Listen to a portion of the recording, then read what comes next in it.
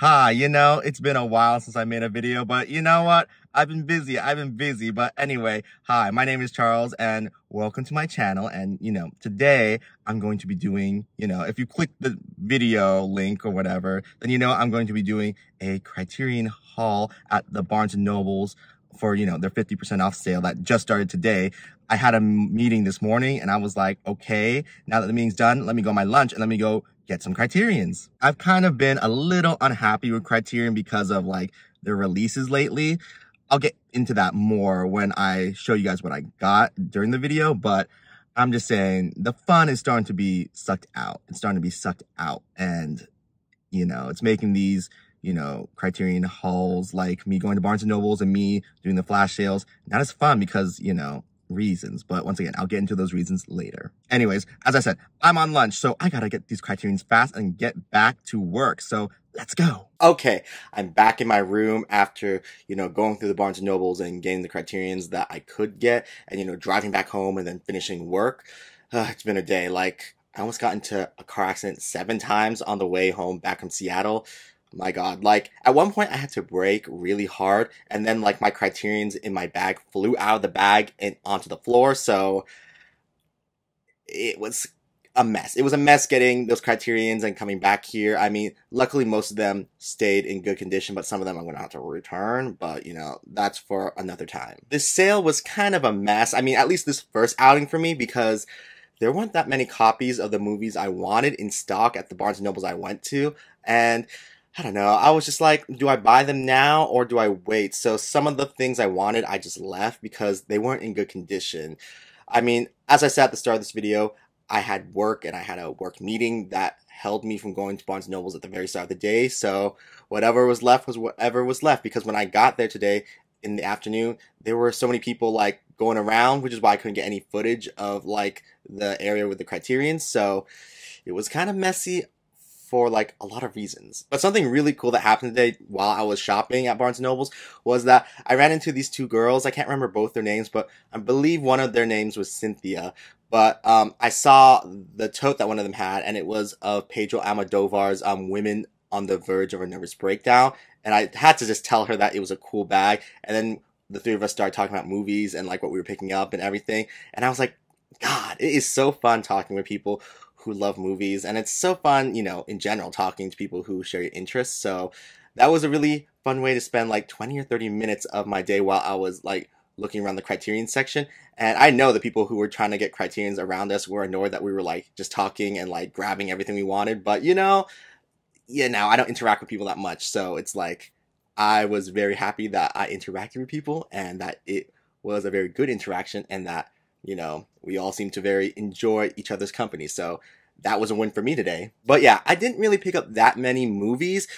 At the start of the video, I was talking about how I don't like something that the Criterion people are doing. And I'm going to talk about it right now. I really don't like how with their monthly announcements now, they're only really announcing 3 new movies. And then like 2 of them are re-releases of movies they have in their collection, but just in 4K. And it's like, baby, it used to be 4 new releases each month.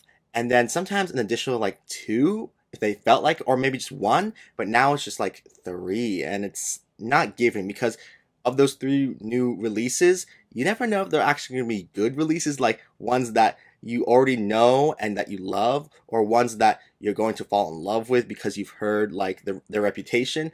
Because sometimes I'm like, Criterion puts movies in their collection that are capital I important, and it's like, I get it because you're trying to preserve like, film history from around the world and all that and throughout time.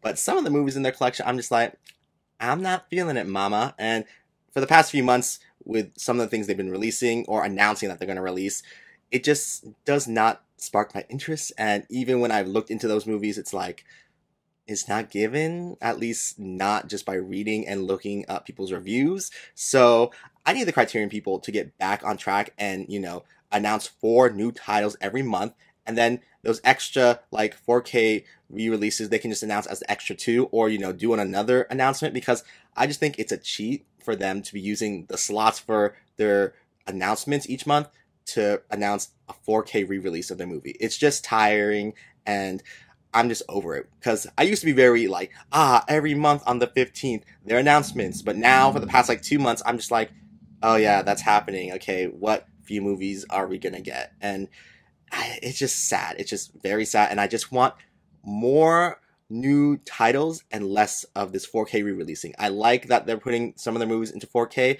but I need more new re-releases or else it's just not exciting me and, all that. Because as you can see behind me, I have pretty much a lot of Criterions and I pretty much own mostly all the Criterions I want. So that's why I'm just like, girl, we need lots of new titles to the collection or else I'm just like, well, it's kind of gonna start being over with this whole sale. Anyways, with that whole rant over, let me just get into, my Criterion haul and show you guys what I got at Barnes & Noble's. Okay, first up, I have spine number 721, and that is Love Streams from John Cassavetes, starring Gina Rowlands and John Cassavetes.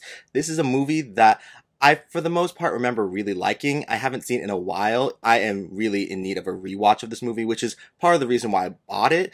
I mean, it is pretty much top 3 Cassavetes for me, alongside with Woman Under the Influence, Opening Night, and yeah, this one, that makes 3. So I've seen some of, John's other movies, but they don't really hit with me. Actually, no, Gloria. I really do like Gloria. So maybe this or Gloria would be top 3, would be like the third one in the top 3 of Cassavetes movies for me personally. But yeah, Love Streams. Once again, I remember enjoying it, so hopefully it still holds up. Okay, up next, I have spine number 764, and that is The Fisher King on 4K, directed by Terry Gilliam, starring Jeff Bridges, Robin Williams, and Mercedes Ruehl in her Oscar-winning performance. God, Mercedes Ruehl is so good in this movie. I love her Best Supporting Actress win because her character in this movie is so full of heart. There's drama in it, and there's also comedy. It just encapsulates a lot of what I love about the majority of Best Supporting Actress winners, and also Best Supporting Actor winners. It's that their characters, are more out there, and they're more interesting than most like lead characters in movies. I already owned The Fisher King on a Blu-ray on, the Criterion Collection, but when I heard that they were going to put it out on 4K, I just had to have it in 4K because The Fisher King probably is my favorite Terry Gilliam film. That or Brazil or The Adventures of Baron Munchausen, those 3 are top 3 Terry Gilliam films for me. So yeah, I just had to upgrade this one to a 4K. So yeah. Okay, up next I have spine number 804, and that is A Brighter Summer Day, directed by Edward Yang. I really don't know much about this movie other than that it's very long and very good. I've seen Yi, and I own Yi in my Criterion collection, so I was just like, I hear so much good things about this movie, so hopefully I'm not let down because, once again, it's a long movie. So if I'm going to invest all this time, it better be good. It better be good, Edward Yang. Okay, up next, I have spine number 860, which is another 4K upgrade, and that is Mildred Pierce. This is one of my favorite movies of all time. Mildred Pierce is just that girl. She's just that girl. I think about how Vida is the worst child ever in cinema history, and Joan Crawford's Oscar win for this movie is well deserved. I really love this movie so much that I showed my mom this movie because I thought it would be great for her to watch it, and she liked it for the most part, but she was like, wow, you kind of remind me of Vida, and I was like, what? And she's like, I give you stuff, but you don't appreciate it, and I'm like, that's different. This girl be asking for stuff and then not liking what she's getting. You just gonna be giving me stuff, and I'm just like, sometimes I'm like, I'm not a fan of it, but thanks. It's like, girl, okay. Okay, up next, I have spine number 1176, and that is Chilly Scenes from Winter, directed by Joan Micklin Silver. It's a long name she has. But I recently watched this when they announced it was going to be in their collection, and at first I was like, what's going on here? And then I was like, oh no, this movie is pretty brilliant about relationships, and especially about guys in relationships, because the main character of this movie, he seems very sweet, but there are moments where he just bursts out and does crazy things, and I was like, all right, guys are insane. Guys are insane when it comes to a lot of things, but especially when they're trying to get into a relationship with a woman, it's like, oh, guys can be insane, threatening violence, physical violence, and just being verbally abusive sometimes. It's like they're sweet one minute, and then when you disagree with them, it's like bam, and it's like, oh, right, you need help. Both the characters in this movie needed help. Like, the girl needed help figuring out her own deal. He needed help, like, getting his life together, but also he needed help with the way he treats women. Because I was like, boy, like, you seem nice and sweet, but when things don't go your way, you be like threatening violence and like threatening to hit her, but then being like, I'm just joking, and it's like, that's not good. It's not good to joke about that. But yeah, great movie. It's just a really realistic portrayal of how some relationships go. Okay, up next I have Spy number 1178, and that is Triangle of Sadness on 4K, directed by Ruben Östlund. This was a movie that I liked for the most part, but when it got all those Oscar nominations, especially Best Director, I kind of was gagged because I was like, I don't think so. I don't think so, honey. But, you know, I do like this movie for the most part. For me personally, I think the movie runs out of steam once they're in the third act, when they're on the island. I get that some people really enjoyed that part of the movie, but I don't know. It was like I understood what they were saying, but it just dragged on for so long, and I was just like, okay, I get it. Can we get going and finish this movie? Sometimes people really need to know with their movies when to wrap it up because, you know, the point has already been made. So let's stop hammering the point home and just wrap it up. But, you know, this movie's third act, it takes forever to finish. I like the ending of the movie, but as I said, the third act just weighs this movie down. And also, I don't know. I just think that fifth slot at the Best Director category at the Oscars just could have gone to someone else. It could have gone to someone else. And yeah. Okay, what I got next is Spy number 1179, and that is Target from Peter Bogdanovich. This was a blind buy like A Brighter Summer Day.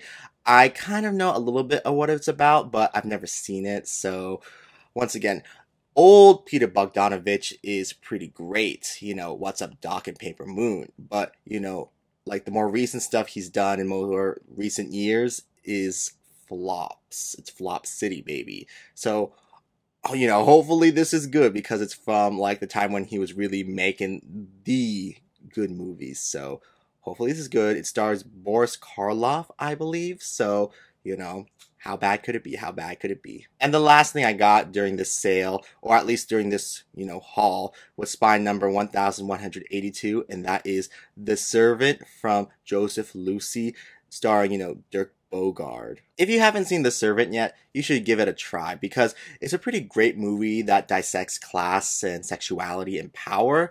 I mean, when the switch up happens in the second act of the movie, or second act, second half of the movie maybe, that's when I was like, ooh, what's going on? Like, things are happening.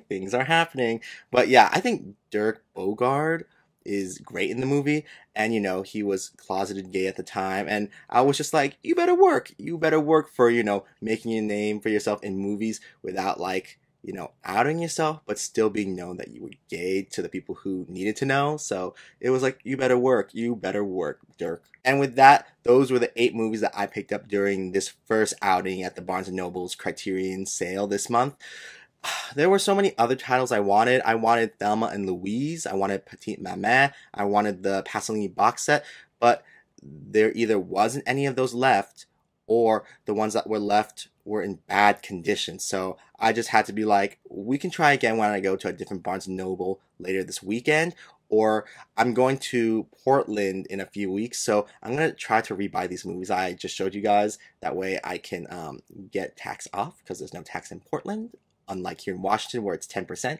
So I was like, you know what? Hopefully we can get all these movies, and also the movies that I missed at Portland when I go there in a few weeks. I believe it's the week of After Hours. When that comes out, I will be in Portland. So hopefully I can, you know, get a lot of good Criterions. Will there be another video?